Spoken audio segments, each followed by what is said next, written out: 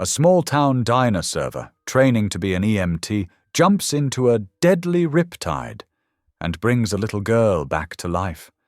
A grateful billionaire promises the world. Swim classes for every kid. Hope on the pier. Then the bracelet vanishes. A viral clip twists the truth.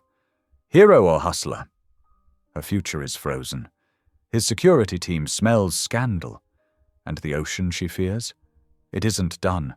A secret deal could lock the safest beach. A child's health takes a scary turn, and a storm is rolling straight for the pier. When lives fall into the water again, will the rescuer's courage expose the lie, or will power and fear pull the truth under for good? Through the lingering fog, Ellie watched the ambulance's red lights fade into the distance. Her soaked clothes clung to her skin, and she couldn't stop shaking, partly from the cold, but mostly from what had just happened. The small crowd that had gathered during the rescue was starting to break up. Their phones still held up, recording her every move. "Here, honey." A warm blanket dropped around her shoulders.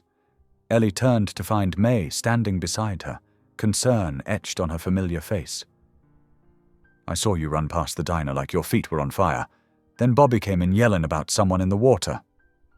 Ellie clutched the blanket tighter, her teeth chattering. I couldn't just watch, May. She was so small, and the current—" Her voice cracked. "Of course you couldn't." May's arm went around her shoulders, solid and steady. "Let's get you home and into some dry clothes before you catch your death." As they walked away from the shore, Ellie's legs felt like rubber. The adrenaline was wearing off, leaving her drained and shaky. She could still feel the pull of the waves, the weight of the child in her arms, the desperate prayer on her lips as she'd pushed air into tiny lungs. "I was so scared," she whispered, "but I couldn't let her, not like Tommy." She couldn't finish the sentence, but May squeezed her shoulders tighter, understanding in her silence. They passed several townspeople who called out praise and congratulations. Ellie ducked her head, uncomfortable with the attention. Someone shouted about her being on video, about it going viral. The words made her stomach clench. "Don't you worry about any of that right now," May said firmly, steering her toward home. "What you did was brave and beautiful, Ellie Brooks. Your brother would be so proud."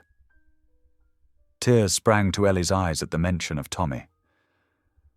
"I've been trying so hard to face the water, May. Every morning I make myself walk by the shore. Some days I can barely look at it, but I go anyway. I know you do, sweet girl." May's voice was gentle. "And today, all that facing your fears paid off. You saved that child's life." They reached Ellie's small apartment above the hardware store. May helped her up the stairs, then bustled around getting her settled. She ran a hot bath while Ellie changed out of her wet clothes, then made tea in the tiny kitchen. Wrapped in her warmest sweater and curled up on her second-hand couch, Ellie cupped the steaming mug in her still trembling hands. "I keep seeing her face, May. When she wasn't breathing." She shuddered. "If those EMT classes hadn't taught me what to do, but they did. And you did exactly what needed doing." May settled beside her. "Sometimes God puts us right where we need to be, even if it's the last place we want to be." Ellie took a sip of tea, letting its warmth spread through her chest. "I heard people filming. What if they post it online? I don't want to be some viral video sensation. I just did what anyone would do." May shook her head. "Not anyone would have jumped into those waves, Ellie. Especially not someone with your history with the water.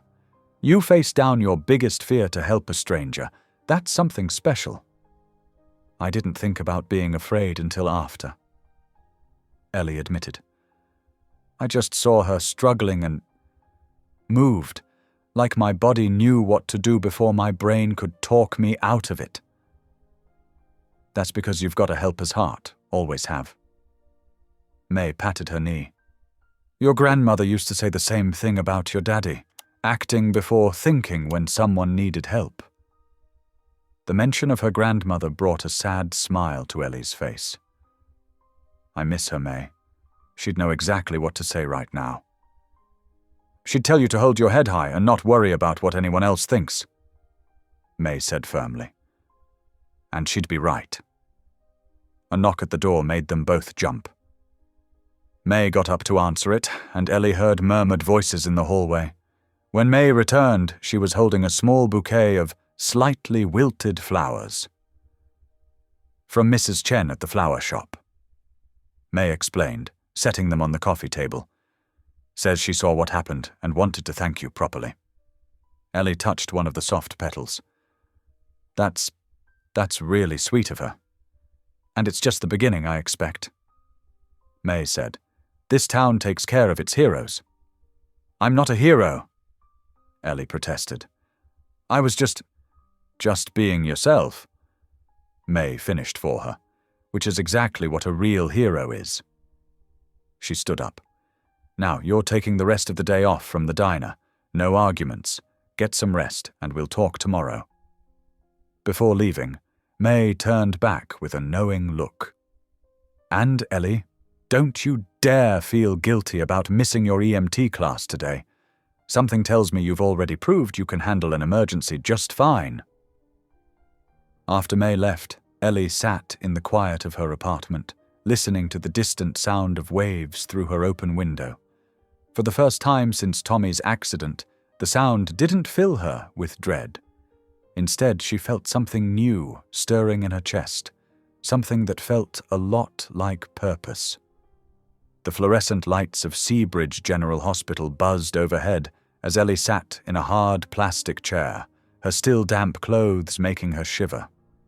Salt water had thoroughly soaked through to her skin, leaving her hair stringy and her jeans uncomfortably heavy against her legs. A nurse had given her a thin blanket, but it did little to ward off the chill that seemed to have settled deep in her bones. The antiseptic smell of the hospital mixed with the lingering scent of seawater on her clothes, bringing back flashes of the rescue. Ms. Brooks? A woman in a crisp fire department uniform approached, her badge identifying her as Chief Rosa Alvarez. Her dark hair was pulled back in a neat bun, and she carried herself with the confident posture of someone used to taking charge in emergencies. I need to take your statement about the water rescue. Ellie nodded, sitting up straighter despite the ache in her muscles. Chief Alvarez pulled out a small notebook, her pen ready. The waiting room around them buzzed with the usual hospital activity, nurses hurrying past with charts, families huddled together in worried clusters, the occasional squawk of an intercom calling for a doctor. Just tell me everything you remember, she said, her tone professional but kind, her eyes steady and focused. I was walking by the shore after my shift at May's diner, Ellie began, her voice steady despite her exhaustion. She tucked a strand of wet hair behind her ear. I heard shouting, saw the girl struggling in the water. The current was pulling her out fast, too fast for her to fight it. I just acted. Didn't really think about it. Chief Alvarez nodded, taking notes with quick, practiced strokes of her pen. Your CPR technique was textbook perfect. The paramedics mentioned it specifically. We don't often see civilians perform under pressure like that, especially after a water rescue. I'm in EMT training, Ellie explained, a hint of pride warming her voice despite her fatigue. With Station 12. Just finished the CPR refresher last month, actually. Ah.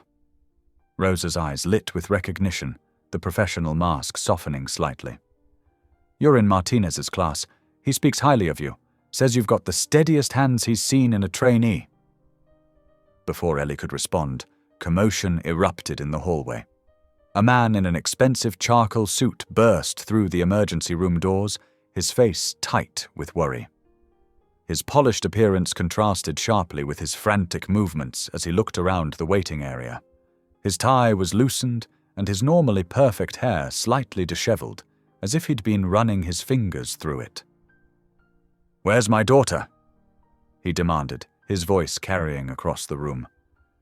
"Lila Kellerman. She was brought in from Stony Point Beach. Where is she?"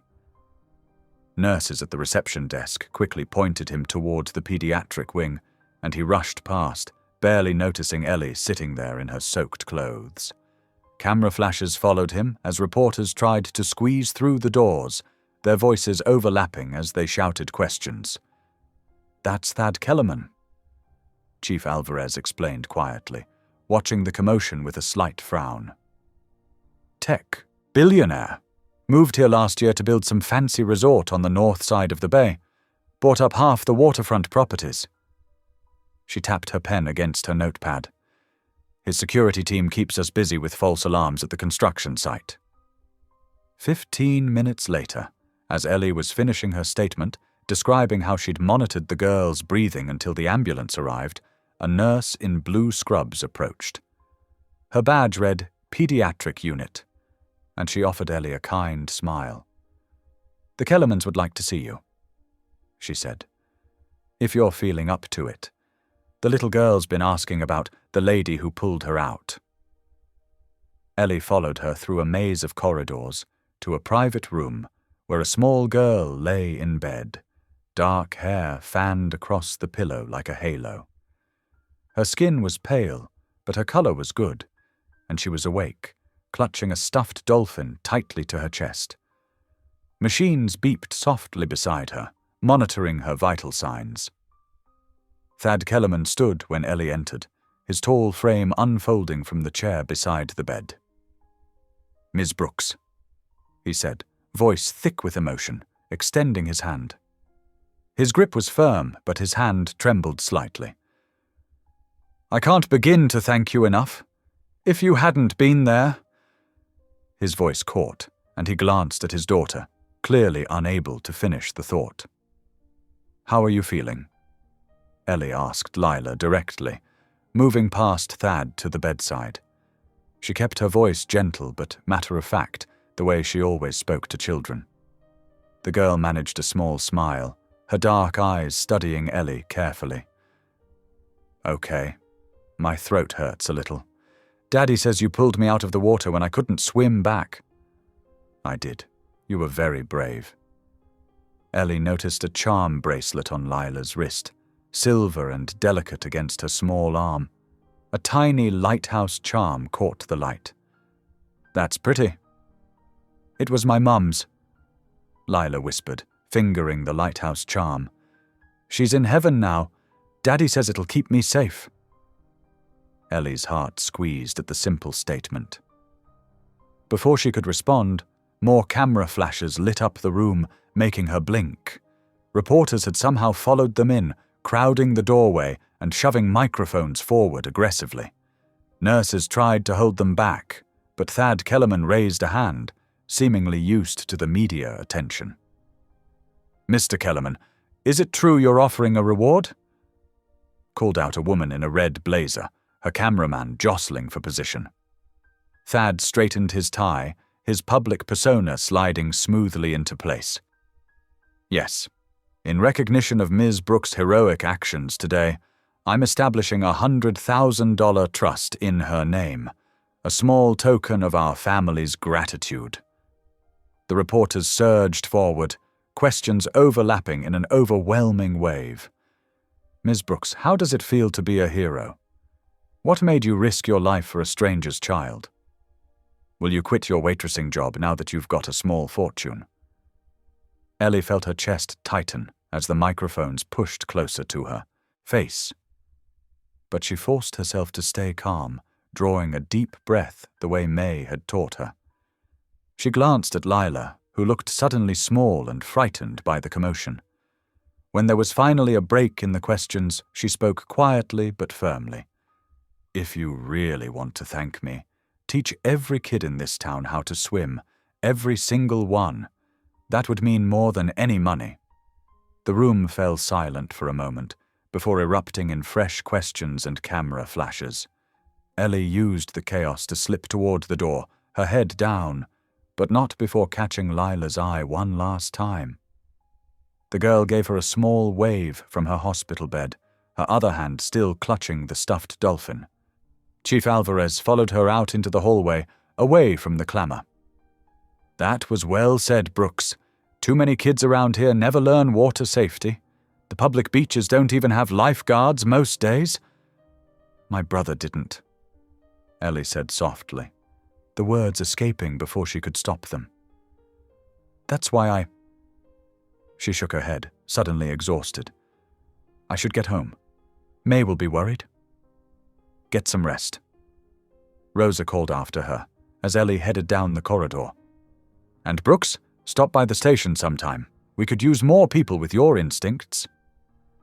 The walk home through darkening streets seemed longer than usual, her wet clothes heavy and cold in the evening air.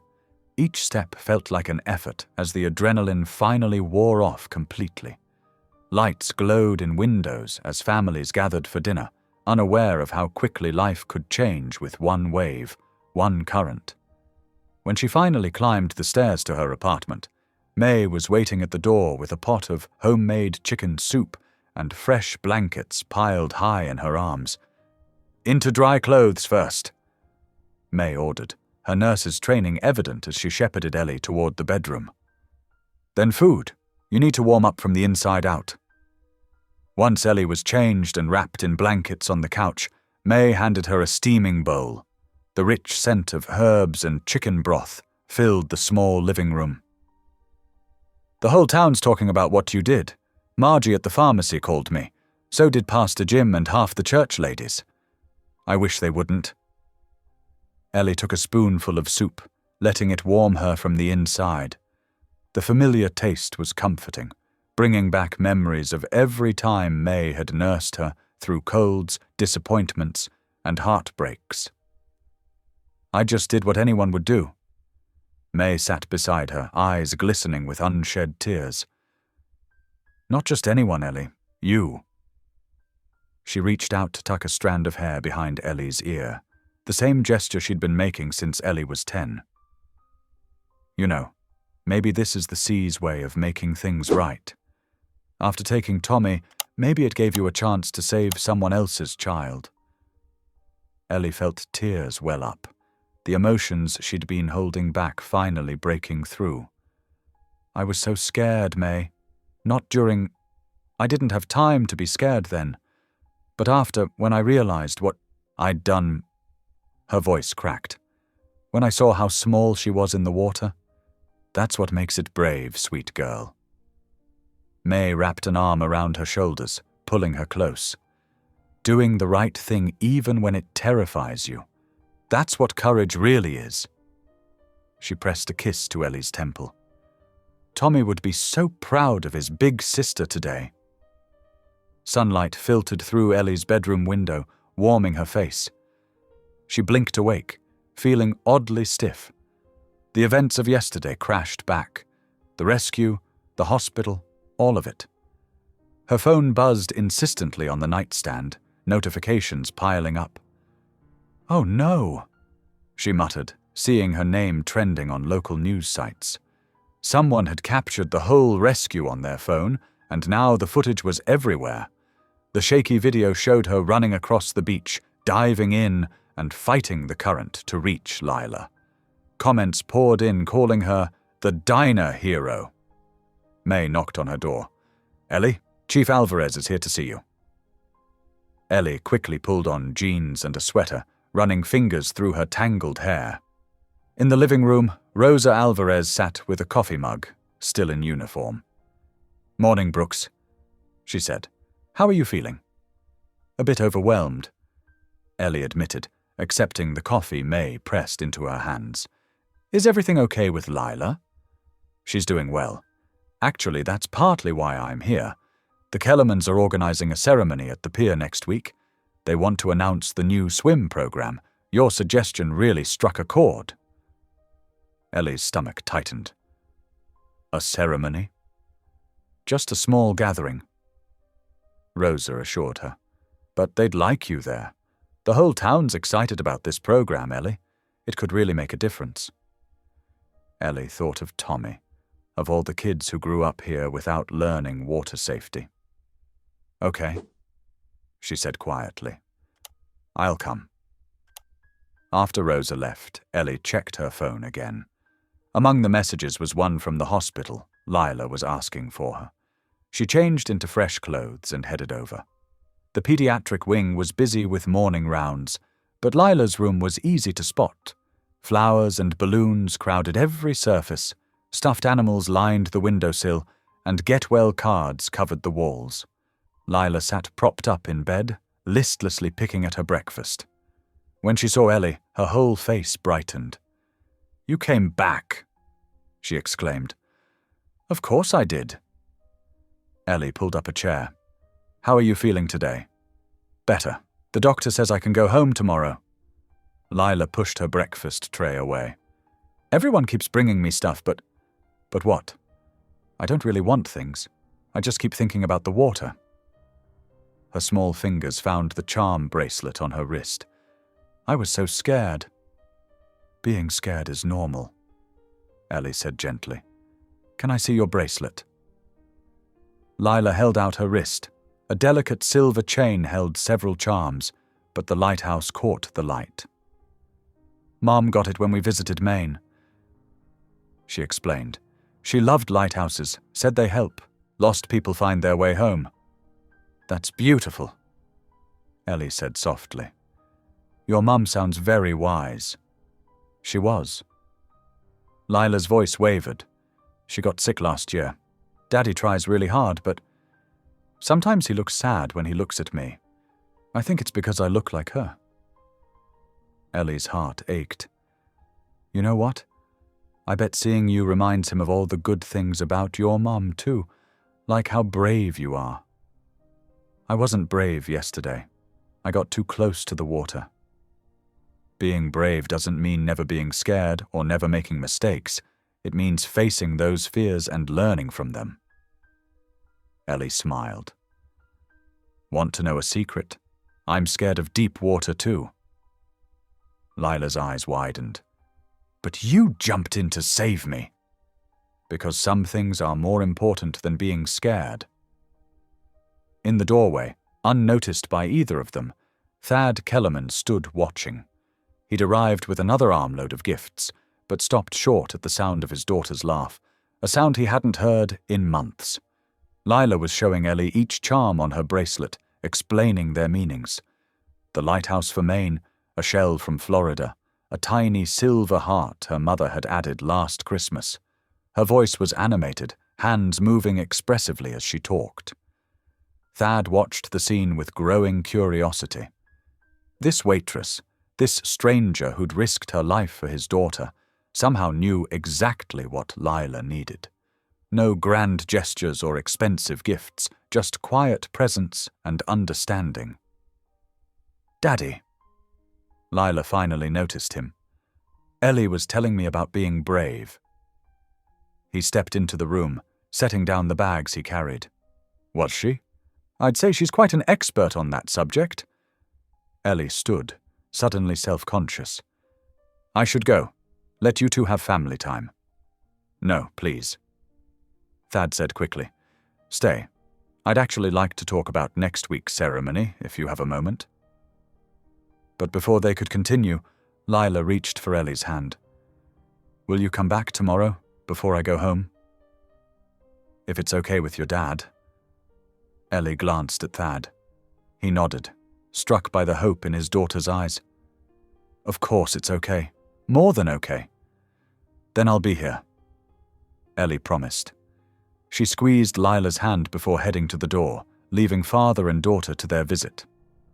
In the hallway, she paused to catch her breath, remembering the weight of Tommy's lighthouse necklace that still sat in her jewelry box at home. "Some fears you never fully outgrew," she thought. "You just learned to be brave anyway." The morning rush at May's diner felt different. Familiar faces looked at Ellie with new eyes as she balanced plates and refilled coffee cups. The usual chatter had an extra layer of excitement, punctuated by phrases like "local hero" and "saw it on the news."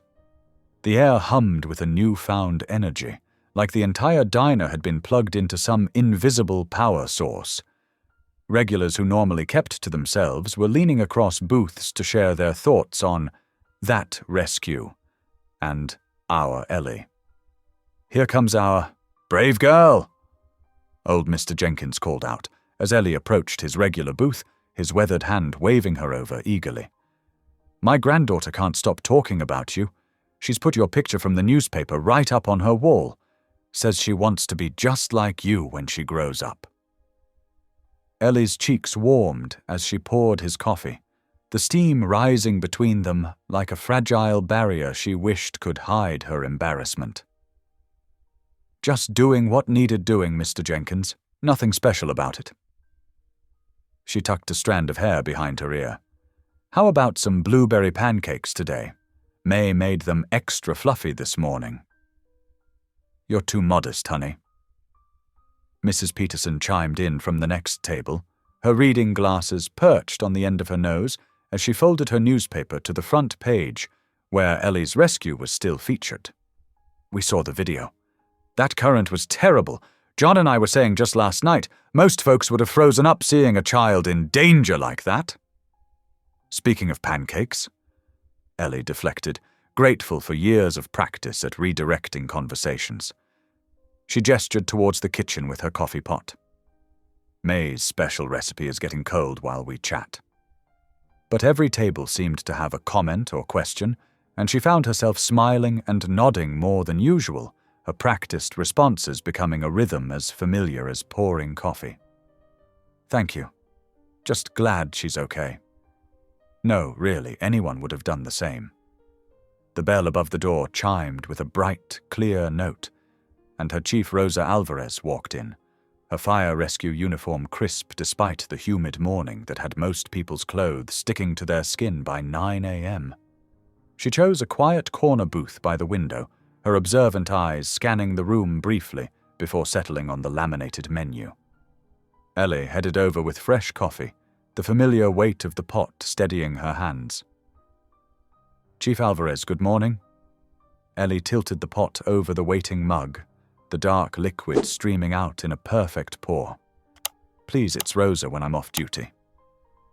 The chief's warm brown eyes crinkled at the corners, softening her otherwise authoritative presence.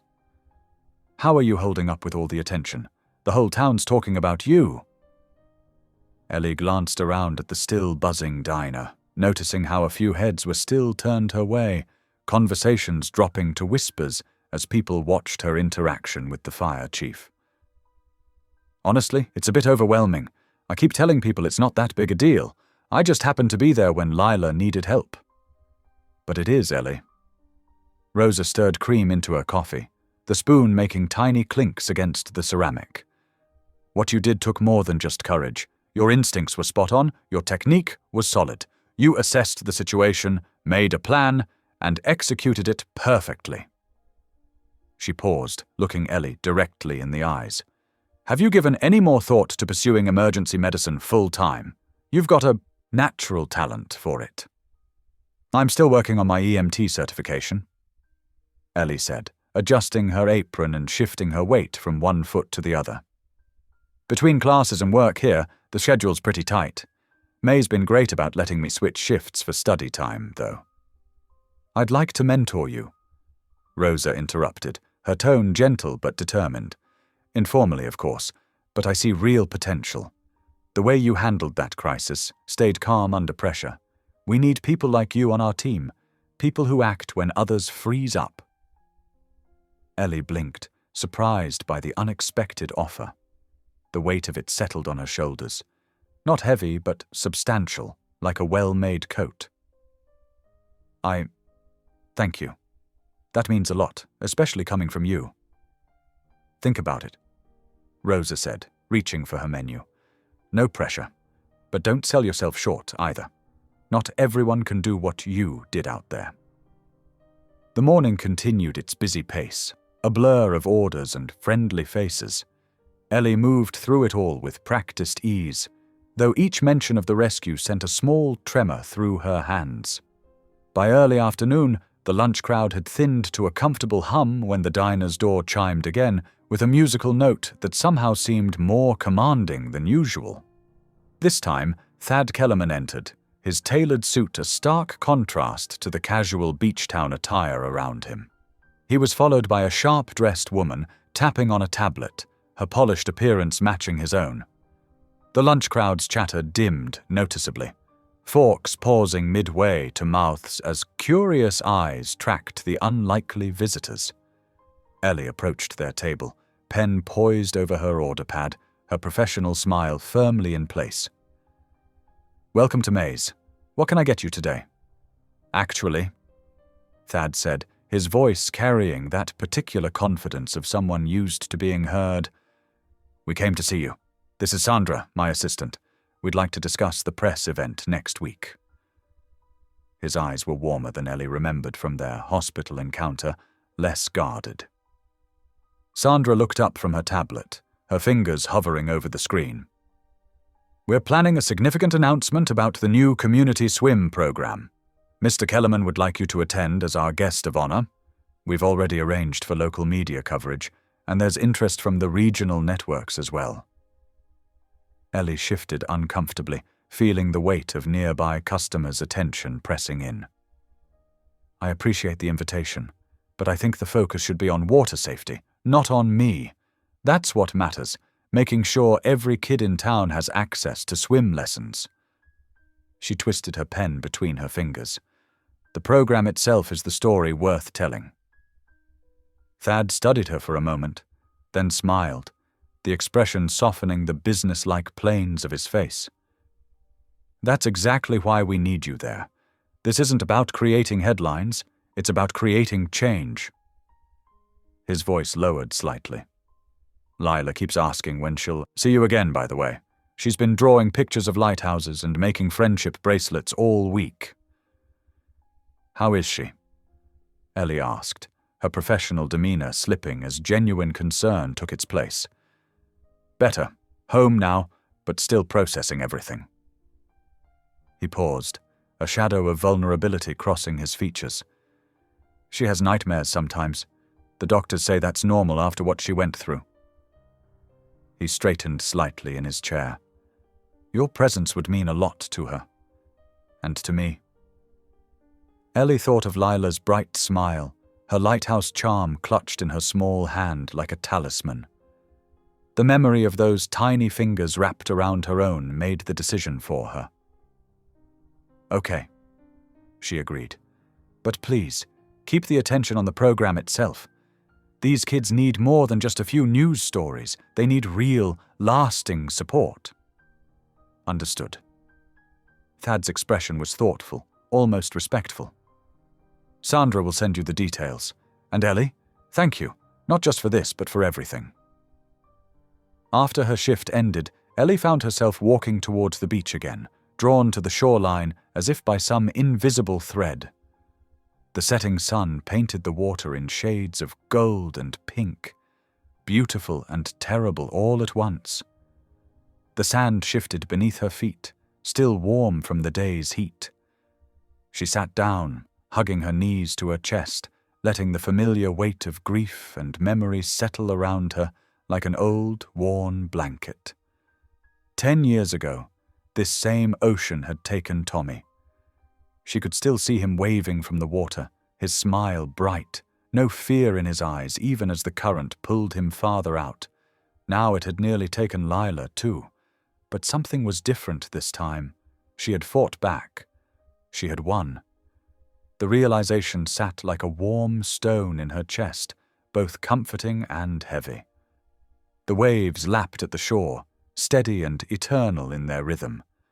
Seagulls circled overhead, their cries carrying on the salt-laden breeze. Ellie watched them, feeling a mix of pride and unease bubbling up inside her. The water would always be dangerous, unpredictable in its beauty and its wrath. But maybe it didn't have to be an enemy. Maybe, like Rosa said, she could help make a difference, could transform her pain into purpose. She pulled off her shoes and walked to the water's edge, letting the cool foam wash over her feet.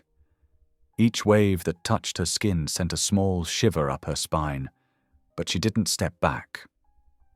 The sunset reflected off the surface like scattered diamonds, beautiful despite its dangers, just like Tommy had always said it was. "Look at the sparkles, Ellie," he'd exclaim, pointing at the water with childish wonder. "It's like the ocean is full of treasures." As the water receded between her toes, drawing tiny rivers in the sand, Ellie felt something shift inside her, not a sudden change, but the continuation of something that had begun the moment she'd spotted Lila struggling in the waves. Maybe Tommy had been right all along. Maybe there were treasures here, if only she was brave enough to find them. The community pool buzzed with activity as Ellie helped Chief Alvarez set up a table near the entrance. Clipboards and volunteer forms covered the surface while the chlorine-scented air hummed with possibility. Children's laughter echoed off the high ceilings, mixing with the gentle splash of water and parents' encouraging calls from the bleachers. The afternoon sun streamed through the high windows, making the water sparkle like scattered diamonds against the pool's azure bottom. "I can't believe how many people signed up already," Ellie said, organizing the stack of papers into neat piles. She straightened a crooked form, her fingers still slightly pruned from her morning swim. 35 volunteers and counting?"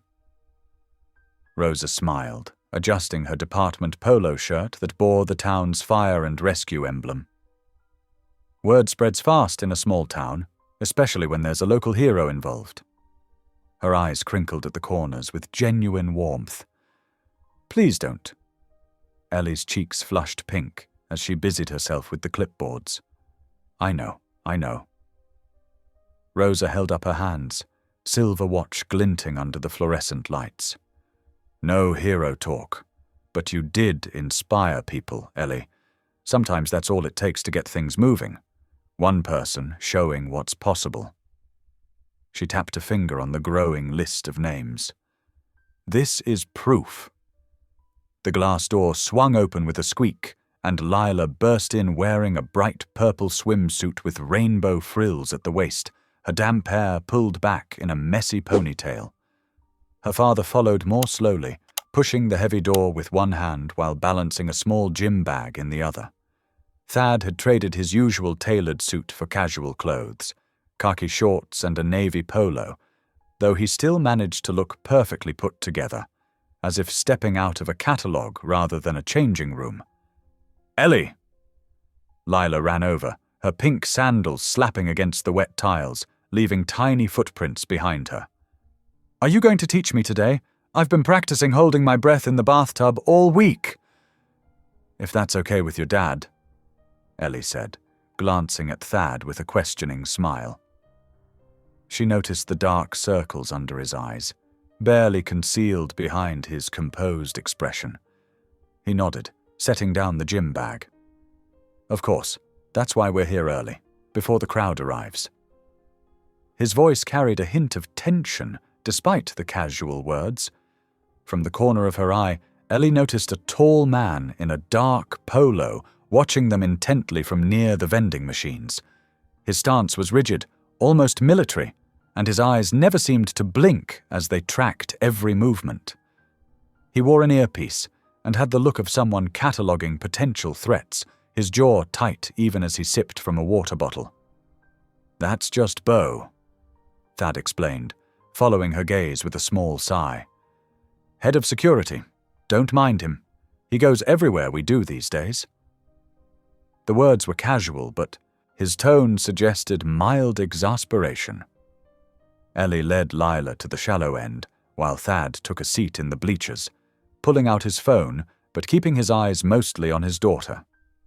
The water came just to Lila's waist, but she still gripped the tiled edge tightly, her knuckles whitening with each small ripple that lapped against her stomach. "Remember what we talked about at the hospital?" Ellie asked gently, kneeling in the water so they were eye to eye. "About being brave. How it doesn't mean not being scared. It means doing something even when you are scared." Lila nodded, her lighthouse charm glinting at her wrist as sunlight caught its silver surface. She touched it with her free hand, as if drawing strength from the familiar talisman. "We'll start with floating. It's like making your body into a star." Ellie demonstrated, spreading her arms and legs in the water while keeping her face above the surface. "The water wants to hold you up, and we'll count together. Nice and slow. Like we practiced." "Like the breathing counts?" Lila asked, referring to their quiet talks in the hospital when panic had tightened her chest after nightmares. "Exactly like that. One breath at a time." Ellie's voice was steady and warm. "Want to try?" Lila hesitated, chewing her lower lip as she glanced at the deeper water, then nodded with determination. Ellie gently supported her back as she leaned backward into the water, her little body tense with anticipation. 1. Ellie began counting softly, her palm firm against Lila's back. 2, 3. That's it. Feel how the water holds you? Gradually, Lila's grip on Ellie's arm relaxed. Her face, tense at first with eyes squeezed shut, softened into a tentative smile as she realized she wasn't sinking. Her eyelashes fluttered open, blinking up at the ceiling's fluorescent lights. "You're doing it!" Ellie exclaimed, her voice quiet but filled with genuine excitement. "Just like a star. Look at your arms and legs, perfect form." Lila's giggle echoed off the pool walls, a sound of pure delight mixed with triumph. In the bleachers, Thad leaned forward, his phone forgotten in his hand, his eyes bright with emotion that transformed his usually guarded expression.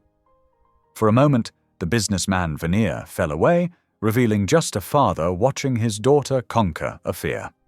On the opposite side of the pool, Beau Stratton watched the scene unfold through narrowed eyes.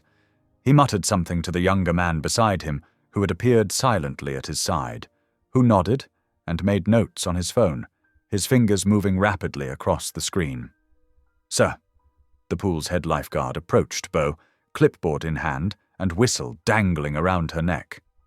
"Can I help you with something? This area is usually just for swimmers and instructors."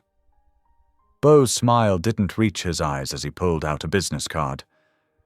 "Just reviewing safety protocols for Mr. Sullivan's visit. Tell me, what's your camera setup like in the changing areas? Any blind spots we should know about? We have security cameras in the main area and entrances, but none in the locker rooms themselves. That would be a liability issue, of course." Beau finished smoothly, pocketing her card without looking at it. "Mind if I take a look at your current system? For a complete safety review, Mr. Sullivan's daughter will be using these facilities regularly." The request sounded casual, but carried an undercurrent of demand.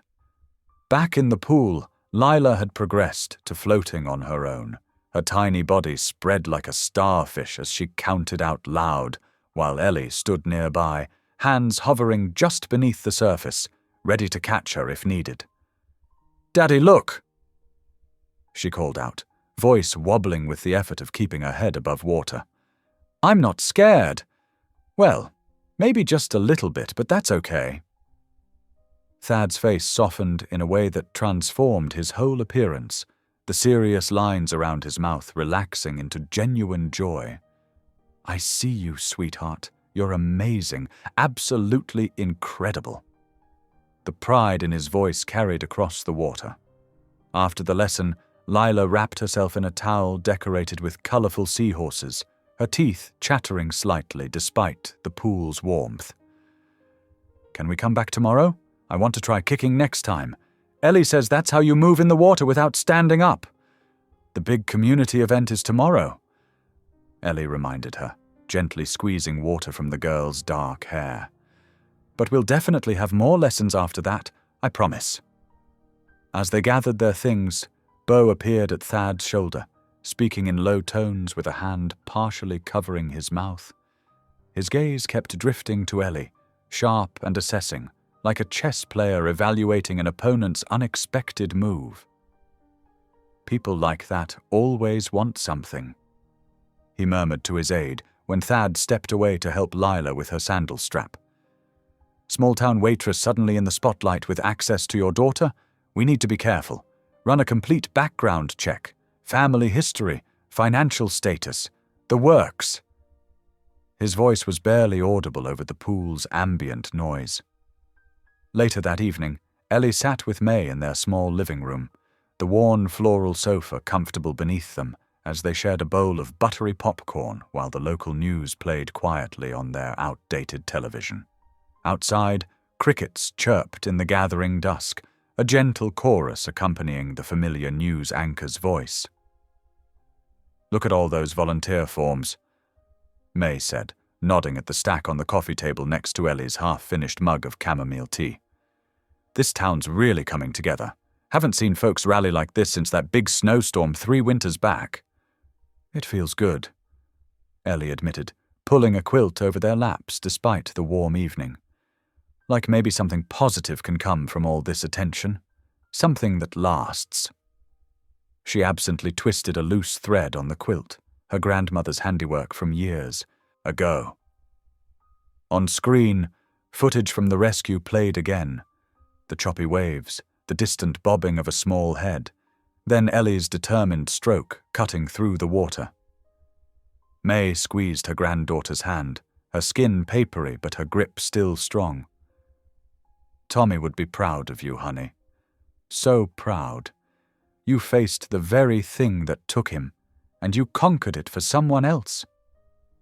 Ellie leaned her head on May's shoulder, watching the gentle waves on the TV screen, letting a tear slip silently down her cheek. Neither woman noticed the shadow of a figure outside their window, phone in hand, camera lens glinting briefly in the porch light, as several photos were snapped in quick succession before the figure quickly moved away into the darkness, footsteps fading on the gravel path. The morning sun sparkled off the water as crowds gathered at Seabridge Pier. Blue and white balloons bobbed in the gentle breeze, and a large banner reading "The Lighthouse Initiative" stretched across the wooden stage. Children wearing matching swim team shirts waved tiny flags, their excited chatter mixing with the cry of seagulls overhead. Ellie stood backstage, tugging nervously at her simple navy dress. May had insisted on buying it, especially for the occasion, saying her granddaughter deserved to look nice for her moment in the spotlight. "You okay?" Chief Alvarez appeared beside her, looking sharp in her formal uniform. "You're fidgeting like my rookie firefighters on their first day." "Just not used to all this." Ellie gestured at the growing crowd. Local news vans lined the street, their satellite dishes reaching toward the cloudless sky. "Well, get used to it. You've started something big here." Before Ellie could respond, Thad arrived with Lila, who wore a white sundress with a blue sash. Her lighthouse charm caught the sunlight as she ran to hug Ellie. "Look." Lila held up her wrist. "Daddy helped me polish Mommy's bracelet for today. It's extra sparkly." "It's beautiful," Ellie said softly. "Just like you." Thad stepped forward, looking polished in a light grey suit. "Ready?" he asked, his usual businesslike manner softened by a genuine smile. The event coordinator ushered them toward the stage. Rows of folding chairs faced the podium, filled with familiar faces from town. May sat in the front row, dabbing her eyes already with a tissue. Next to her, the regular customers from the diner waved and gave thumbs up. Thad approached the microphone, his voice carrying clearly over the gentle lap of waves against the pier posts. "Good morning, Seabridge. We're here today because one person's courage reminded us what community really means." The crowd applauded as he continued. "The Lighthouse Initiative will ensure that every child in our town has access to free swim lessons, water safety education, and certified instructors." He detailed the program's scope: multiple pools, transportation assistance, special needs accommodation. "But this isn't just about swimming." Thad's voice grew softer, more personal. "It's about looking out for each other. My daughter Lila." He paused, emotion crossing his face. "She wouldn't be here today if not for Ellie Brooks." More applause erupted as Thad gestured for Ellie to join him at the podium. She walked forward, heart pounding but chin high. Her gran had always said courage wasn't about not being scared. It was about doing what's right, despite the fear. "I'm not much for speeches," Ellie said simply into the microphone. "But I believe every child deserves to feel safe in the water, and every parent deserves that peace of mind." She looked at May in the audience. "I know what it's like to lose someone to drowning. If we can prevent even one family from going through that pain, then all of this attention will be worth it." Lila suddenly darted forward and wrapped her arms around Ellie's waist. The crowd let out a collective "awe" as Ellie knelt down to return the hug properly. Camera flashes popped like summer lightning around them. The rest of the ceremony passed in a blur of handshakes and congratulations. Local officials praised the initiative. Volunteer coordinators outlined sign-up procedures, and Chief Alvarez announced expanded water rescue training for first responders. Hours later, Ellie finally walked through her front door, kicking off her shoes with a sigh of relief. Her phone had been buzzing all afternoon, but she'd been too busy to check it. Now, opening her messages, she froze at the first unread text from an unknown number. "Did you steal it?" Confused, Ellie scrolled through more messages, each one more accusatory than the last. Her hands shaking slightly, she grabbed the TV remote and turned to the local news. The screen filled with a grainy freeze frame from the ceremony. It showed her kneeling to hug Lila, their arms wrapped around each other. The caption below read, "Hero or hustler? Questions arise about missing family heirloom." Earlier today at the Lighthouse Initiative launch, the reporter's voice said, observers noted the disappearance of a valuable charm bracelet belonging to the late Mrs. Kellerman. Sources close to the family describe the jewelry as priceless and irreplaceable. The image zoomed in on Ellie's hand near Lila's wrist. Another shot showed Lila later, her arm conspicuously bare. Ellie's phone buzzed again and again. Social media notifications poured in, comments ranging from confused to outright hostile. The small screen lit up with harsh words. Thief. Fraud. Knew it was too good to be true. Her hands trembled as she set the phone down. The same water that had felt so bright and full of promise this morning now seemed dark with shadows, ready to pull her under once again. The morning sun felt too bright as Ellie walked into the fire station, her steps heavy. The usual bustle of activity, radios crackling, crews checking equipment, seemed distant, like she was underwater. Chief Alvarez's office door stood open, and the woman herself looked up from her desk with concern etched on her face. "Come in, Ellie. Close the door." Ellie sank into the chair across from Rosa's desk, twisting her hands in her lap. "Chief, I swear I didn't—" "I know." Rosa's voice was firm. "No official charges have been filed. Right now, it's just social media noise and gossip." She leaned forward, her dark eyes steady. "But I need you to stay calm and think clearly. The Kellerman team says they're handling this internally." "What does that even mean?" "It means they're trying to control the narrative." Rosa's jaw tightened. "And unfortunately, they have more resources than we do." Ellie's phone buzzed again. Another notification. She'd stopped reading them after the 100th comment calling her a thief. "I just don't understand. Everyone was so happy yesterday. How did it turn so fast?" "People love building heroes up almost as much as they love tearing them down." Rosa sighed. "Go home. Get some rest. Let me make some calls." The walk to the diner felt like running a gauntlet. People who'd praised her yesterday now crossed the street to avoid her.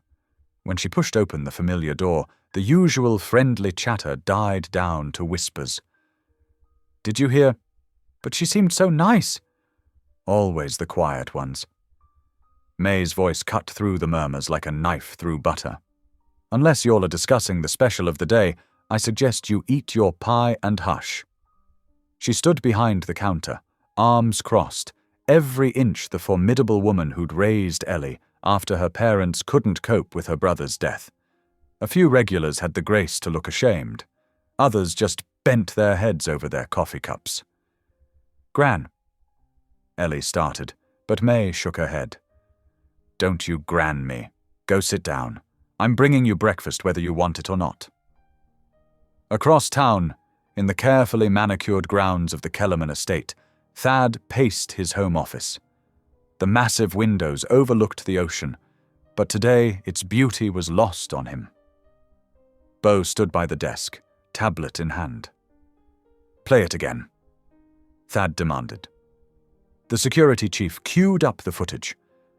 The grainy video showed Ellie kneeling to hug Lila, her hand near the girl's wrist. The next clip showed Lila without the bracelet. The editing made it look suspicious, even to Thad's eyes. "The timing is concerning," Bo said smoothly. "And her background? A waitress suddenly in the spotlight? It wouldn't be the first time someone tried to capitalize on your family's generosity. She saved my daughter's life, which makes this betrayal even worse." Bo's voice dripped with practiced concern. "Think of the optics, sir. The initiative's launch, your company's reputation. Daddy?" Lila stood in the doorway, still in her pajamas, clutching her stuffed dolphin. "Why are people saying mean things about Ellie?" Thad's expression softened. "Sweetheart, it's complicated. Sometimes grown-ups need to pause things while they figure out what's true. But Ellie's good.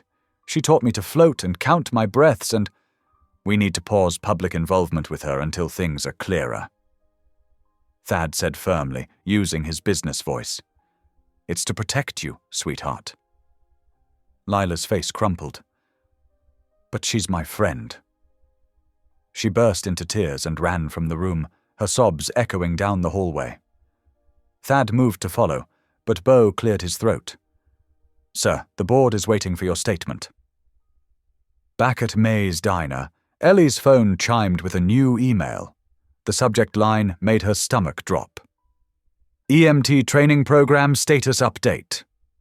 The message was brief and corporate. "Due to recent events and pending review, your placement in the upcoming EMT training program has been suspended. We will contact you when a final determination has been made." Ellie pulled the acceptance letter from her bag. She'd been carrying it everywhere, her proof that dreams could come true. The paper felt heavy now, weighted with broken promises. She remembered the day it arrived, how May had framed a copy for the diner wall. "You can frame rejection letters too," May said softly, appearing beside her with a fresh cup of coffee. "Makes good kindling. Everything I worked for." Ellie's voice cracked. May's hand was warm on her shoulder. "Then we'll work harder. Truth's like cream, baby girl. It always rises to the top." But Ellie just stared at the letter, wondering how saving a child's life had somehow turned her into a villain in her own story. The community pool was quiet in the late afternoon sun. Ellie pushed open the heavy glass door, breathing in the familiar chlorine scent. She needed this, the peace of water without pressure or judgment. But as she rounded the corner to the main pool, she stopped short. A small figure sat at the edge, feet dangling in the water. "Lila." The little girl's head snapped up, a bright smile breaking across her face. "Ellie!" She scrambled to her feet, dripping pool water. "Honey, what are you doing here? Where's your dad?"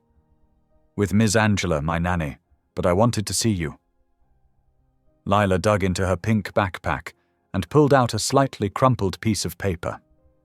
"I made this for you." The drawing showed stick figures on a beach, one tall with wild hair that must be Ellie, one small wearing what looked like a purple swimsuit. Above them, written in wobbly letters, "My hero." Ellie's throat tightened. She knelt down and pulled Lila into a tight hug, the paper careful between them. "It's beautiful, sweetie, but you can't sneak away like this. Your dad must be worried sick." "I left a note," Lila said proudly. "I wrote, 'Gone swimming.' Despite everything, Ellie had to laugh. That's very responsible of you, but we still need to call them. She reached for her phone. Can we practice floating first, please? Lila's eyes were huge and hopeful. I've been counting my breaths like you taught me. Ellie glanced at her phone, then at the pool. The responsible thing would be to call right away. But the trust in Lila's face, the eagerness to learn, it pulled at something deep in her chest. Okay, 10 minutes. Then we call. Deal? Deal. They slipped into the shallow end together. The water was cool and clear, nothing like the angry ocean that day. Ellie guided Lila onto her back, one hand supporting her spine. Remember what we say. Lila nodded solemnly. The water is my friend. I float like a leaf. That's right. Now breathe with me. 1, 2, 3. They counted together, Lila's small body gradually relaxing. When Ellie slowly removed her hand, the girl stayed floating, perfectly still except for her steady breathing. I'm doing it, Lila whispered, breaking into a grin. You sure are, sweetheart. They moved on to underwater breathing, Lila determined to master blowing bubbles without getting water up her nose. Her laughter echoed off the high ceiling, pure and unrestrained. The pool door slammed open. Lila Kellerman! Ms. Angela, a tall woman in pressed khakis, rushed toward them. Young lady, you cannot just... She stopped, recognizing Ellie. Her expression hardened. I'm calling your father right now. Lila's face fell. But we were just out of the pool, now. Ellie helped Lila climb out, wrapping her in a towel. I'm sorry, she said to Miss Angela. I should have called right away. The nanny just pressed her lips together, phone to her ear. Mr. Kellerman. Yes, I found her. She's at the community pool with... Yes, that's right, I understand. We'll wait here. It took Thad exactly 12 minutes to arrive. Ellie knew because she counted every second, dreading his reaction. He burst through the door like a storm cloud, designer suit jacket flapping. What were you thinking? He demanded. Do you have any idea?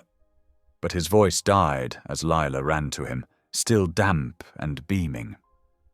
Daddy, watch what I can do! Before anyone could stop her, she jumped back in the shallow end. Ellie tensed, ready to dive after her, but Lila simply rolled onto her back, arms out, and floated. Her eyes were closed in perfect concentration as she counted. 1, 2, 3.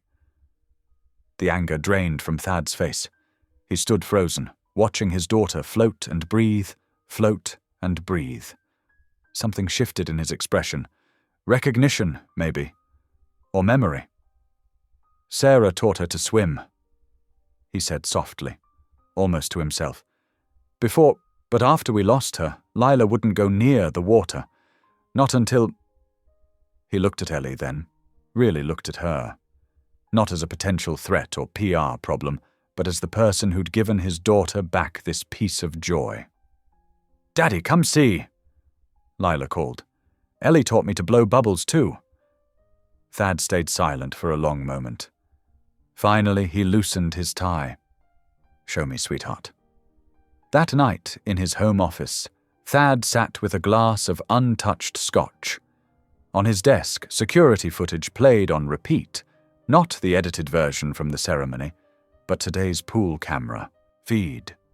Lila laughing, floating, living. He hadn't seen her that happy since before Sarah's accident. The sight of it kept playing behind his eyes. His daughter, finally at peace in the water again. The image didn't match Beau's warnings about Ellie being an opportunist, a thief. It didn't match anything he'd been told to believe this past week. He picked up his daughter's latest drawing, the one she'd shown him after dinner, 2 stick figures by a pool, one tall, one small. Both smiling, both free.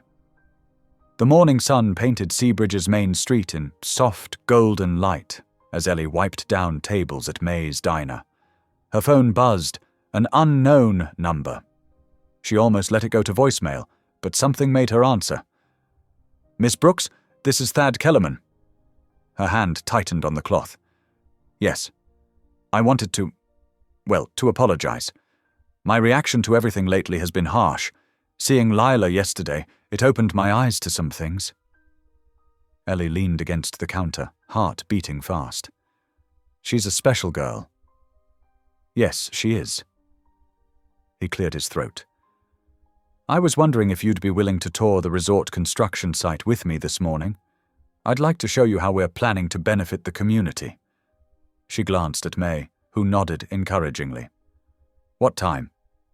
An hour later, Ellie walked alongside Thad through the bustling construction site. Workers in hard hats nodded as they passed. The skeleton of what would become Seabridge Resort rose before them, all glass and steel reaching toward the sky.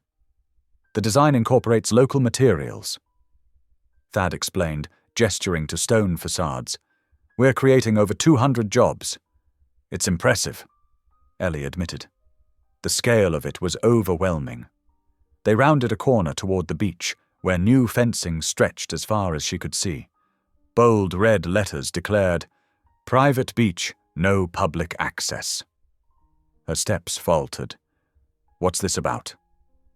Thad's professional smile didn't waver. "Safety measures. We need to protect our guests and maintain certain standards." "But this beach..." Ellie chose her words carefully. "It's where generations of local kids learned to swim, where they're still learning. The community needs this shoreline. There are other beaches. Not like this one. The water's calmer here, protected by the cove. It's perfect for teaching beginners."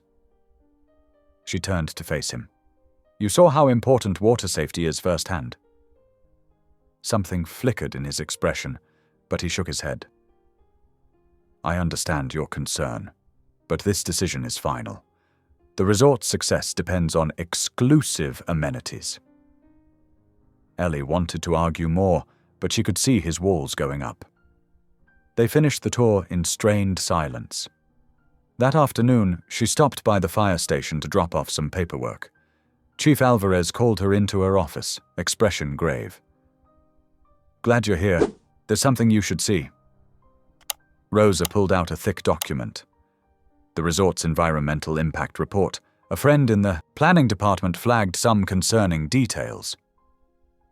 Ellie scanned the highlighted sections, her stomach sinking. Hidden in dense legal language were clauses that would effectively privatize nearly a mile of shoreline. "They're burying it in technical terms," Rosa explained. "Most people won't understand what they're giving up until it's too late." "But that's wrong." Ellie's voice shook with emotion. "This town needs public beaches. Kids need safe places to learn to swim." "I agree, but Kellerman has a lot of influence with the council." Ellie drove home in a daze. The sun was setting when she walked into May's kitchen, finding her grandmother kneading bread dough. "You look troubled, honey." May wiped her hands on her apron. Ellie sank into a chair. "The resort. They're trying to block off the whole beach. No more public access. And after everything with the bracelet accusations, I don't know if anyone would even listen to me about it." May's eyes sparked with that familiar fire. "Now you listen here, Eleanor Brooks. Your reputation doesn't matter half as much as doing what's right. Your daddy taught you that, and so did I." "But May..." "No buts! If you know something's wrong, you stand up. Simple as that."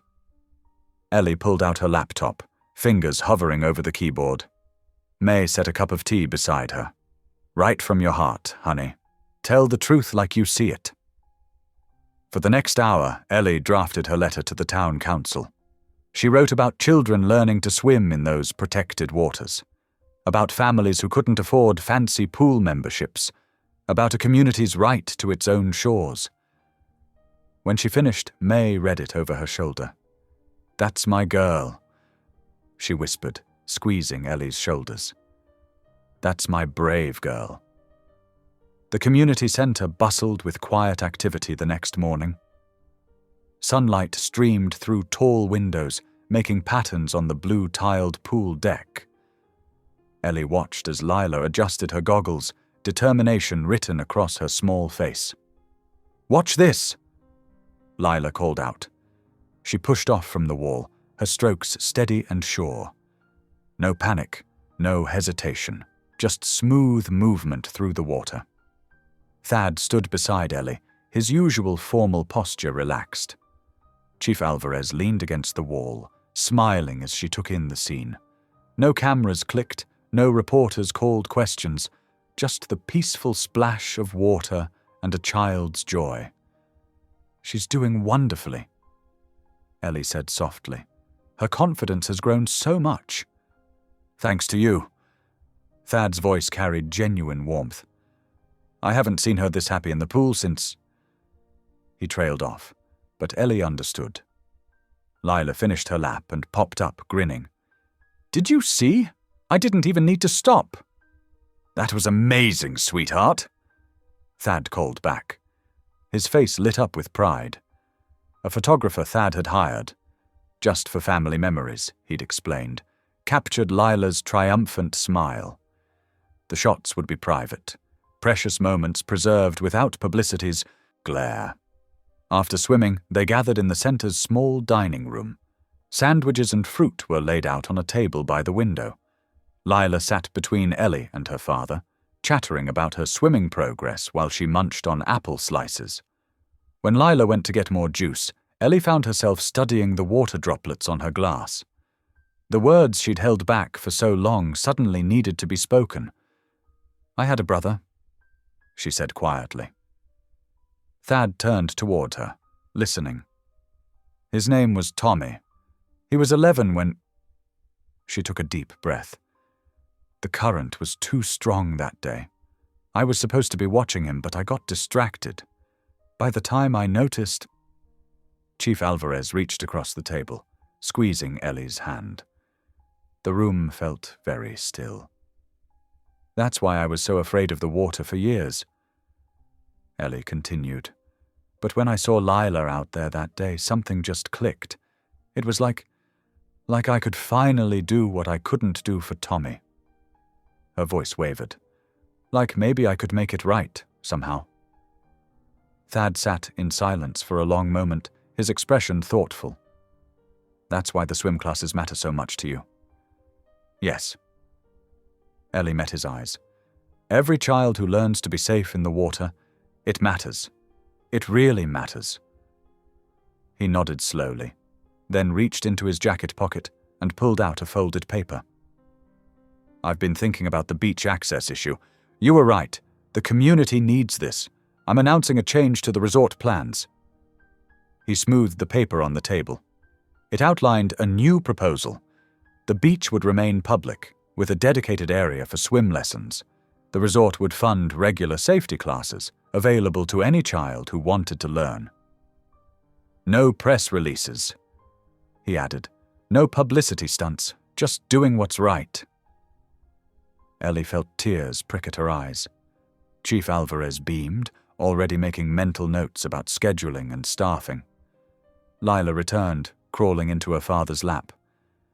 "Can we swim again tomorrow?" "Of course, sweetheart." He hugged her close. "As much as you want." Later that evening, Ellie stood in May's warm kitchen, chopping vegetables while her grandmother stirred a pot of soup.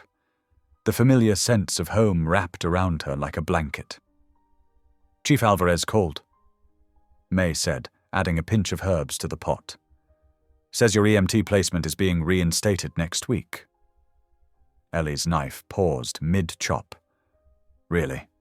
Really?" May's eyes crinkled with joy. She said, and I quote, "That girl's got healing in her hands.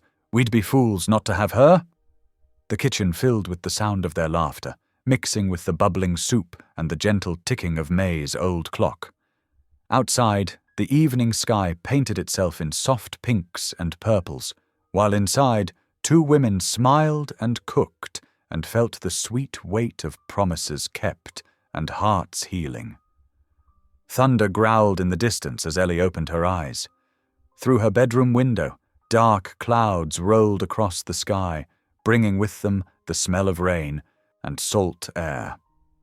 She sat up slowly, running her fingers through her tangled hair while checking her phone. 6:30 in the morning. Today was supposed to be special. The pier event would make everything official. The public beach access, the swim program, a fresh start for everyone. Ellie smiled, remembering Lila's excited chatter about wearing her new blue dress for the ceremony. She padded to the kitchen in her worn slippers, starting the coffee maker May had given her for Christmas. While it brewed, she sorted through her emails, deleting junk mail and scanning headlines. Her finger froze over one subject line. "Your juvenile record. Comment needed." The mug slipped from her hand, clattering in the sink, but thankfully not breaking. With trembling fingers, she opened the email from someone named Marcus Chen at the Daily Herald.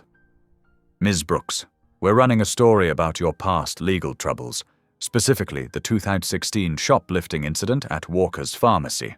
Sources suggest this shows a pattern of publicity-seeking behavior." Ellie's stomach lurched. That night from 7 years ago crashed back into her memory. May sick with pneumonia, no insurance, no money for medicine. The desperate choice of a scared 19-year-old. She'd been caught trying to steal cough syrup. The store owner had been kind, letting her work off the debt rather than pressing charges. She'd thought the incident was behind her. Her phone buzzed. A link to the published article appeared. "Seabridge hero or opportunist? The truth behind Ellie Brooks."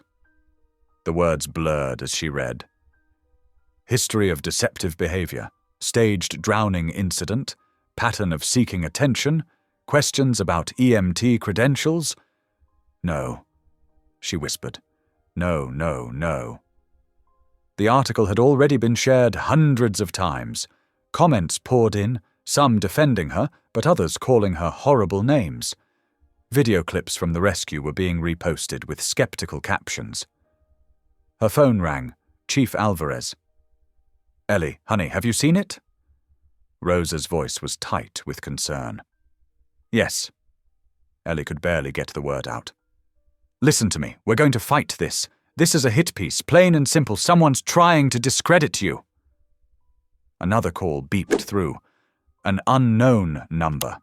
Then another. And another. "They're saying I staged it." Ellie choked out. "They're saying I put Lila in danger on purpose." "Nobody who knows you believes that for a second," Rosa assured her. "Thad will shut this down. The signing today will—" Ellie's phone buzzed with a news alert. "Breaking. Kellerman heiress hospitalized." "Oh, God," Ellie breathed. "Rosa, I have to go." She switched screens to see the update. Lila had collapsed at home. Something about delayed symptoms from the near drowning. The article mentioned unauthorized swimming sessions with Ellie. Her hands shaking so badly she could barely type. Ellie tried texting Thad. "Is Lila okay? Please let me know if—" A response came almost instantly. But not from Thad. It was from his assistant. "Mr. Kellerman requests that you cease all contact with the family effective immediately." Rain began pelting against the windows as Ellie sank to her kitchen floor. Thunder cracked overhead, matching the storm in her chest. Her phone kept lighting up with notifications. She caught glimpses of headlines. Kellerman beach deal cancelled. Questions surround local heroes past. Resort plans return to original design. A text from May. "Coming over now, sweetheart. Don't watch the news." But Ellie couldn't help herself. She turned on the TV just in time to see Beau Stratton at a podium outside the hospital.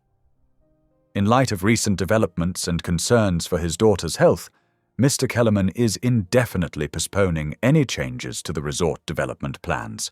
The family requests privacy during this difficult time. The camera cut to a reporter. "Sources close to the family suggest Miss Brooks's influence may have pushed the young heiress beyond her physical limits during unauthorized swimming lessons." Ellie's vision blurred with tears. Everything they'd worked for, everything they'd planned, crumbling like sandcastles in the tide. But worse than that was knowing Lila was hurt, and she couldn't even check on her. The storm outside intensified, rain hammering against the roof. Lightning flashed, illuminating the photo on Ellie's wall. Her and Tommy at the beach, years ago, both laughing in the sunshine.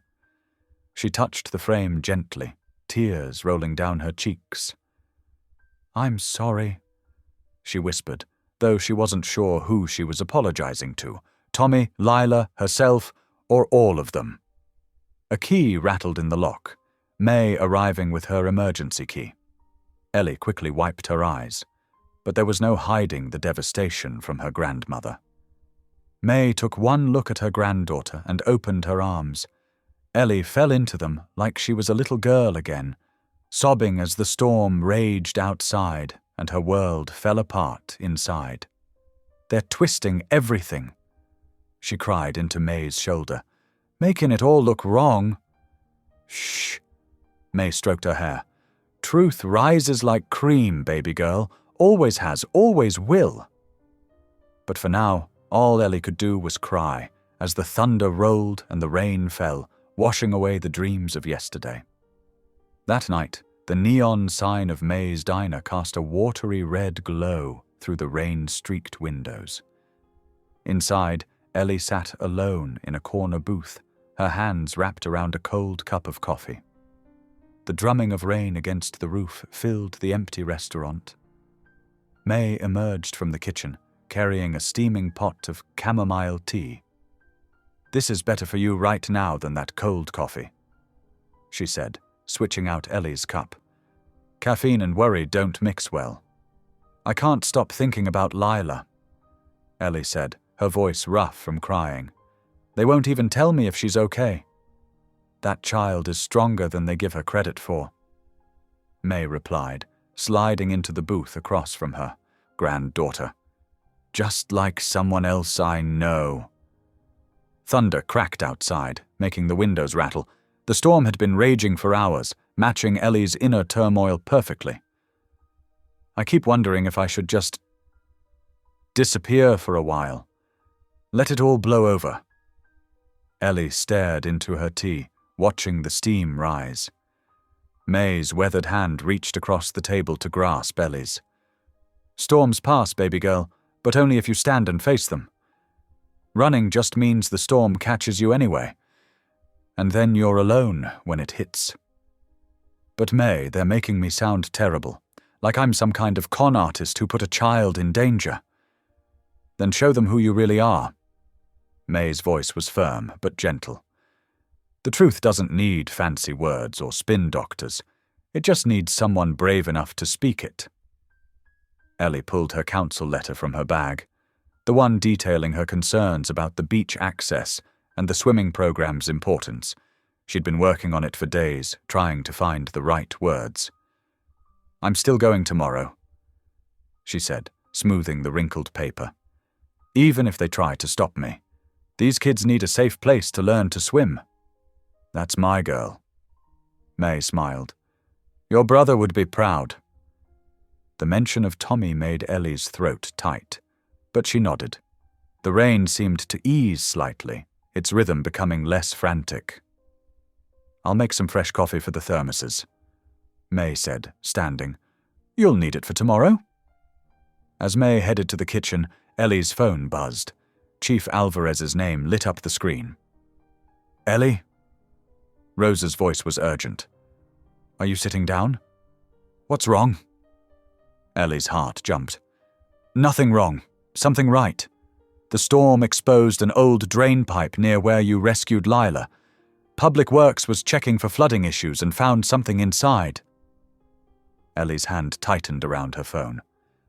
"What did they find?" "Lila's bracelet. It was caught in some seaweed about 10 feet in. And Ellie, we have footage from that day. The paramedics' body cams show you handing over everything you recovered from the water. Time-stamped and clear as day." The implications hit Ellie like a wave. "Bo," she whispered. He knew. He had to have known it was lost in the water. "Looks that way." Rosa confirmed. He's been running a smear campaign, trying to protect the Kellerman's image by discrediting you. We've got him now. Ellie's mind raced. I need to tell Thad. Careful, Ellie. We should handle this through proper channels. Let me— No! Ellie cut in, her voice stronger than it had been all day. This needs to be done in person. No more hiding behind screens and press releases. Thad needs to see the truth with his own eyes. She could hear Rosa's hesitation. At least let me back you up. This could get messy. I'll be careful, Ellie promised. But the truth has to come out. For Lila's sake, if nothing else. After hanging up, Ellie stared out at the stormy night. The rain had softened to a steady patter, and breaks in the clouds showed hints of stars. May returned with 2 thermoses of coffee. She took one look at Ellie's face and asked, "What changed?" Ellie told her about the bracelet and the footage. May listened, her expression growing fierce with protective anger. "That man," May said when Ellie finished, "playing games with people's lives like they're chess pieces. I have to go to the announcement tomorrow," Ellie said. "Even if they try to stop me. People need to know the truth." May nodded slowly. Sometimes the bravest thing isn't jumping into the water. It's standing up afterward and telling your story. They sat together in the quiet diner, the storm gradually clearing outside. Ellie clutched her council letter, adding notes about the bracelet discovery. Tomorrow would bring its own kind of storm, but she was ready to face it. The truth, like May always said, would rise like cream. It just needed someone strong enough to stir the pot first. Grey clouds hung low over the pier as townspeople gathered, huddling under umbrellas against the drizzle. The wooden planks were slick, and the waves chopped restlessly against the pilings below. Thad stood at the podium, shuffling papers while cameras clicked. Beau hovered nearby, phone pressed to his ear as he whispered urgently to someone. The tension was thick despite the damp air. Ellie stood at the edge of the crowd, her heart pounding. Chief Alvarez had positioned herself strategically between Ellie and Beau, her stance protective. "Ladies and gentlemen," Thad began, his voice carrying over the sound of water. "Recent events have caused us to reconsider." A brilliant flash split the sky, followed instantly by a deafening crack of thunder. Screams erupted as a small fishing boat, caught in a sudden gust, tipped violently near the dock. 2 teenage boys tumbled into the churning harbor. "Help!" Their cries pierced the air. "We can't—" A wave cut off their words. Ellie was moving before she could think, kicking off her shoes. The old fear tried to freeze her legs, but Tommy's face flashed in her mind, and then Lila's. She dove. The water hit like ice, knocking the breath from her lungs. She forced her eyes open in the murky chop, searching for movement. Behind her, she heard Chief Alvarez's commanding voice. "Get those ropes, and someone radio Harbor Patrol!" One boy surfaced briefly, gasping, before being pulled under by his waterlogged jacket. Ellie stroked toward his last position, fighting the current. Her lungs burned. A splash nearby made her turn. Thad had jumped in too. His expensive suit billowed around him as he swam toward the second teen. "Get the line ready!" Ellie shouted between strokes. Her fingers brushed fabric, and she grabbed hold, pulling up. The boy's face was pale, his lips blue. Thad reached the other teen, who was conscious but panicking. "Stop fighting!"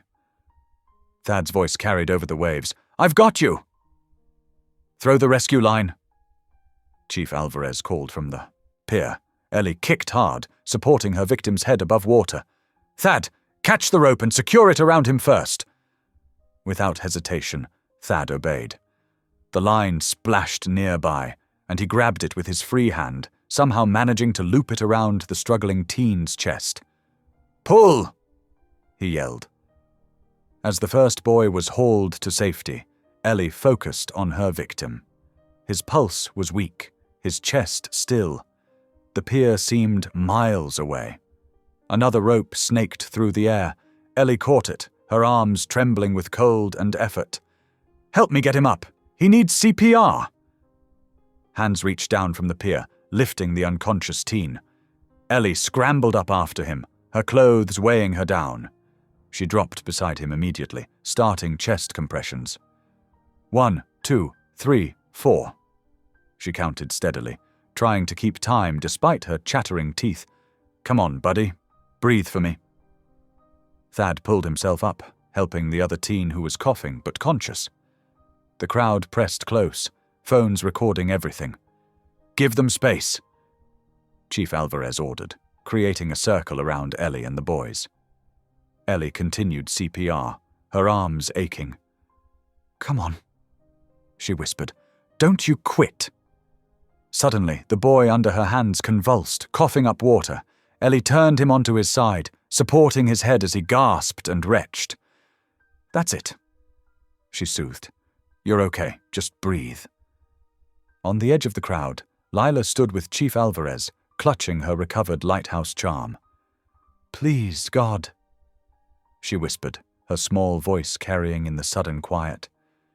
"Keep them safe." Paramedics pushed through with stretchers, taking over care of both teens. Ellie sat back on her heels, shivering violently now that the adrenaline was fading. Someone draped a blanket over her shoulders. It was Thad, looking equally drenched, but somehow still commanding. Their eyes met, and in that moment, something shifted. Truth didn't need words or evidence or press releases. It lived in actions, in split-second choices, in the willingness to dive into dark water for strangers. The rain continued to fall softly, washing everything clean. The ambulance lights flashed against the wet pier as Ellie helped guide one stretcher while Thad steadied the other. Both teens were conscious now, wrapped in silver thermal blankets, their scared parents hovering close. "You'll be okay," Ellie assured the boy she'd performed CPR on.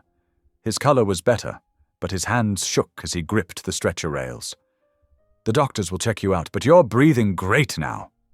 "Thank you," his mother whispered, clutching Ellie's cold hand. "Thank you both." Thad nodded solemnly, water still dripping from his ruined suit. The second teen managed a weak smile as paramedics loaded him in. "That was totally crazy," he said, "but also kind of awesome." Chief Alvarez stepped forward, her uniform gleaming despite the misty rain. She raised her voice to address the crowd that had gathered even closer. "Before these ambulances leave, I have an important announcement." Her clear voice carried across the pier. "This morning, following the storm, we recovered something significant." She held up an evidence bag containing Lila's silver lighthouse charm bracelet. This was found in a drainage pipe near the original rescue site, along with time-stamped security footage showing Ms. Brooks turning over all items to first responders that day. A ripple of whispers spread through the crowd. Phones raised higher, recording everything. "Furthermore," Alvarez continued, "the footage proves conclusively that Ellie Brooks is completely innocent of any wrongdoing. The security video that suggested otherwise was deliberately altered." The whispers grew louder. All eyes turned to Beau, who had gone pale, his phone frozen halfway to his ear. Thad stepped forward, his face thunderous despite his drenched appearance. "Is this true, Beau? Did you doctor that footage?" Beau's composure cracked. He glanced around like a cornered animal, seeing no escape route through the wall of cameras and faces. "I was protecting the company's interests," he said stiffly. "After the drowning incident, we couldn't risk—" "Risk what?" Thad's voice cut like steel. "Risk seeing actual heroism? Risk letting my daughter bond with someone genuine? Risk the truth? Sir, I can explain. You're fired." Thad didn't shout, but his words carried like thunder. "Pack your things and leave. Now." Cameras flashed frantically as Beau skulked away, shoulders hunched. Thad turned to face Ellie, who stood shivering in her wet clothes, still watching the ambulances pull away. "Ellie." His voice softened. "I owe you an enormous apology." She turned, surprised to find herself suddenly the focus of every lens and eye on the pier. Thad didn't seem to notice or care about the cameras anymore. "I let fear and false evidence cloud my judgment," he continued. "You've shown nothing but courage and integrity, not just today, but every day since you saved my daughter. You are what this town needs, what we all need. Someone who dives in to help others without hesitation, without counting the cost to themselves." The crowd had gone completely silent. Even the seagulls seemed to pause their crying.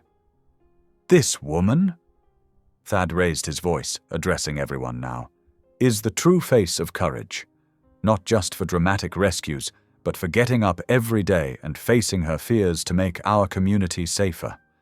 I was wrong to doubt her, and I'm deeply sorry." A cheer went up from the crowd, starting small but swelling quickly. Ellie stood speechless, overwhelmed by the sudden shift from suspect to celebrated hero. Again, "I told you they'd believe you!" Lila broke free from her nanny's grasp and ran full tilt into Ellie's arms, nearly knocking her over. "I told you!" Ellie caught her, hugging her tight despite her wet clothes. "You sure did, sweetheart." The applause grew louder.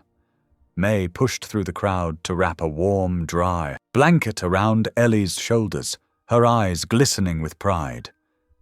Chief Alvarez stood nearby, smiling broadly as she directed her officers to maintain order among the pressing reporters.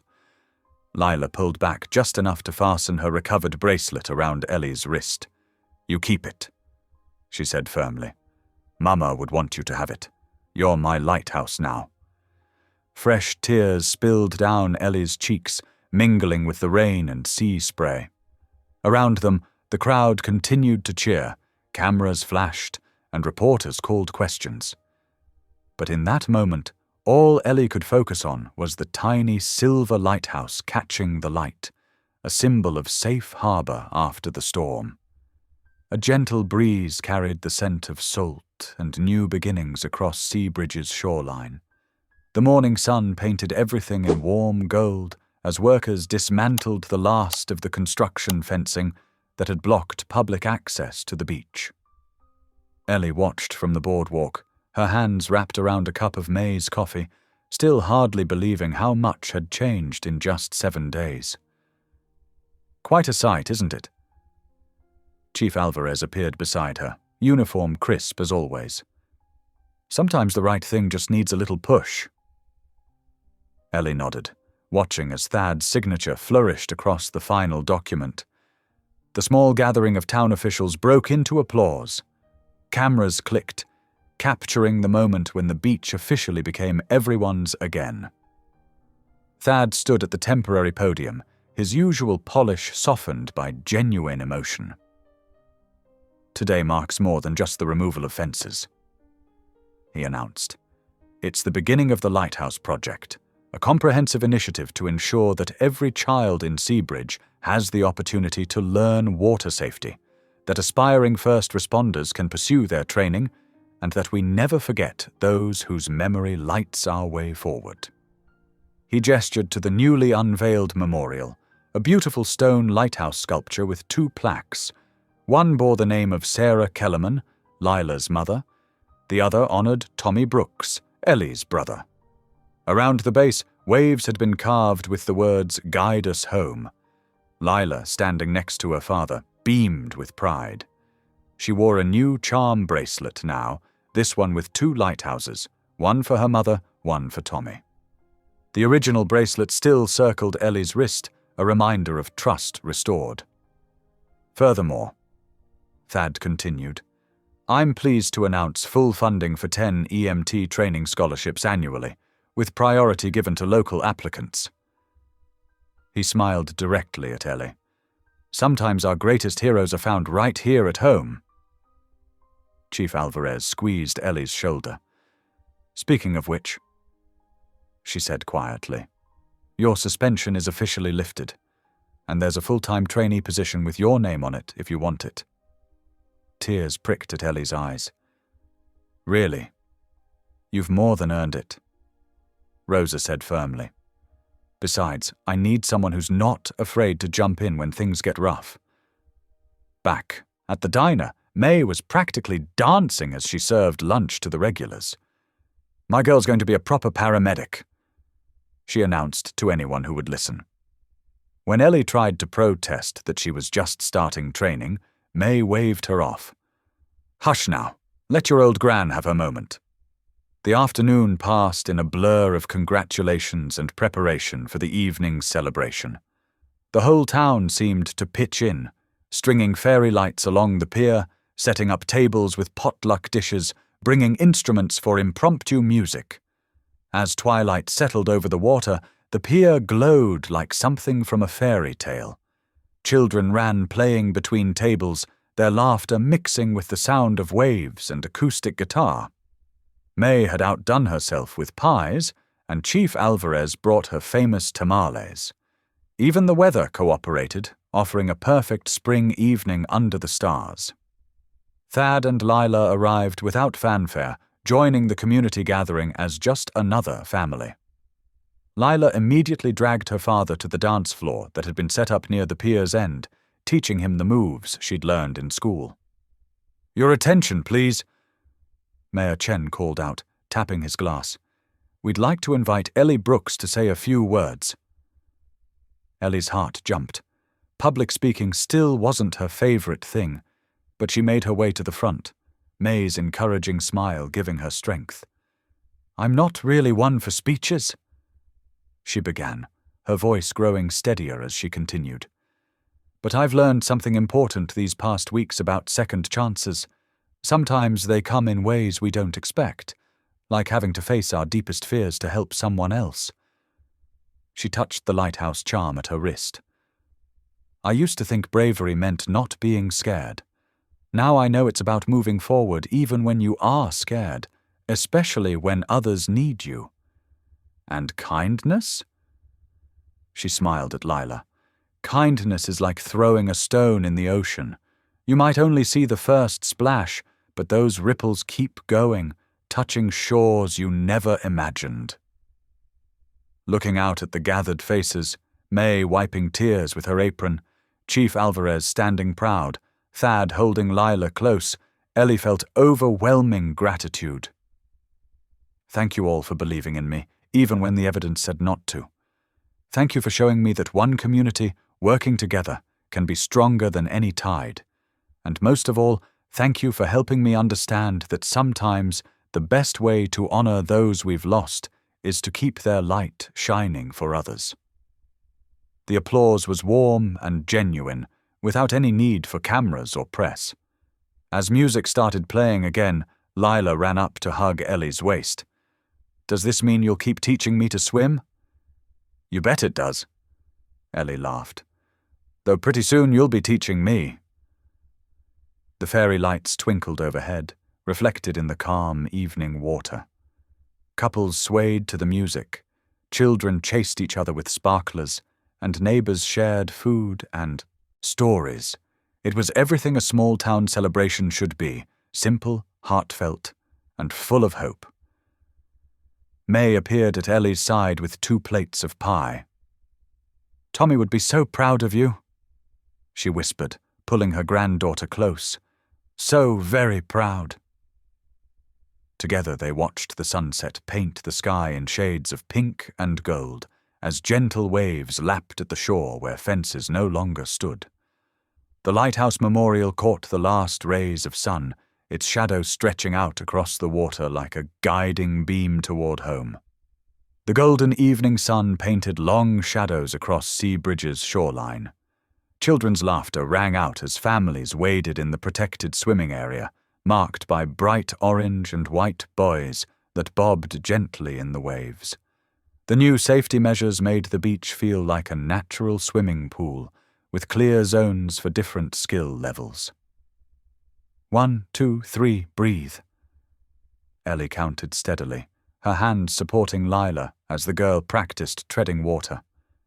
The silver lighthouse charm on Lila's bracelet caught the sunlight, sending tiny flashes across the surface. "I'm doing it!" Lila exclaimed, her face glowing with pride as she kept herself afloat. "Dad, look!" Thad stood knee-deep in the water, dress pants rolled up and jacket long discarded on the beach. His usual polished appearance had given way to something more relaxed, more at home. "That's amazing, sweetheart. You're getting so strong." On the shore, May moved between beach blankets and chairs, offering cups of fresh lemonade from her tray. Her famous recipe had become a staple at these evening swimming sessions. She paused near Chief Alvarez, who was reviewing safety protocols with 2 new lifeguards. "Would you look at that?" May beamed, nodding toward Ellie. "My girl's found her calling." Rosa accepted a cup of lemonade with a grateful smile. "The town's newest hero," she agreed, though she'd never admit it herself. "Those EMT classes are going wonderfully. She's got a natural instinct for keeping people calm." "Always did," May chuckled. Even as a little thing, she knew just what to say to scared kids at the playground. A gentle breeze carried the scent of salt and summer flowers across the beach. The setting sun transformed the water into liquid gold, making the buoy markers glow like fairy lights on the waves. Several younger children splashed in the shallows under watchful parent eyes, their water wings bright spots of colour against the darkening sea. Ellie guided Lila back toward shore, both of them grinning from the successful lesson. For the first time in years, Ellie felt completely at peace near the water. The memory of Tommy still lived in every wave, but now it brought comfort rather than fear. She could almost hear his laugh in the seabirds' calls, see his smile in the sparkle of sunlight on water. "Can we show Dad the floating star?" Lila asked eagerly, referring to the back floating position they'd been practicing. "Of course," Ellie replied. "Remember what we say?" "Trust the water," Lila recited solemnly, then giggled as she leaned back into position. Her small body formed a perfect star shape on the surface, the restored lighthouse charm on her bracelet trailing in the gentle current. Thad watched in amazement. "I never thought—" he started, then cleared his throat. "After her mother, I was so afraid of her being near water. But look at her now." The lighthouse beam swept across the darkening horizon in steady rhythm, a guardian presence as familiar as a heartbeat. Its light caught the moisture in Ellie's eyes as she watched Lila float, remembering another child who had loved the sea just as fiercely. "Tommy would have loved this," she said softly, more to herself than anyone else. But Thad heard her, placing a gentle hand on her shoulder. "He's here," he said simply. "In every child you teach, every life you help save." The 3 of them stood together as dusk settled over the beach, their figures reflected in the calm water like a watercolor painting. Behind them, May and Chief Alvarez continued their conversation, their warm laughter carrying across the sand. Other families began packing up beach toys and towels, calling out goodbyes and see you tomorrows. The lighthouse beam swept around again, steady and sure, its light touching each wave like a blessing. In its glow, Ellie saw not just the past, but the present, a community united, children learning to swim without fear, and new bonds formed through trust and courage.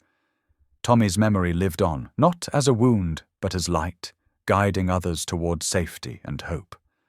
Lila reached for both their hands as they stood in the gentle surf, forming a small circle as the day's last light painted the sky in shades of pink and purple.